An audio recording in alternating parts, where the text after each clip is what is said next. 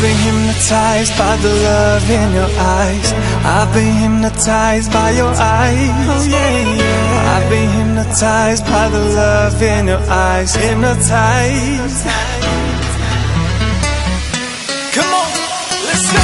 I've been hypnotized by the love in your eyes. I've been hypnotized by your eyes. I've been hypnotized. Здравейте, отново сме тук с мен Skywalker Gaming.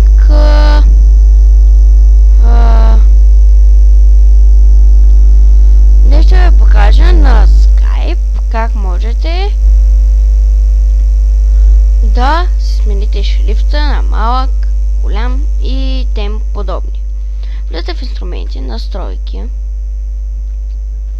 давате на дискусии и на оформление и облик, нещо такова. Давате на смени шрифта. Ако сте с новия Skype, най-добре например, може да го направите всякакво различно. Може на... ето тук ви изписва как. Може да си го направите както си го поискате. Може да ги направите големи, може да ги направите малки. Вижте колко големи най-много. Не, това са най-големите. Ето виждате как се получава. Надявам се това е от помощ, дали? Ето импакто и аз съм на най-малкото с комикс.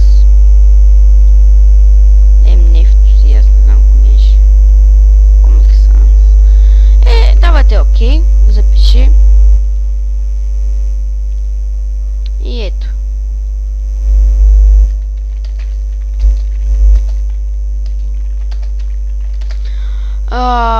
Това е моят Skype. Сега ще ви покажа още нещо. Когато дадете на разгърне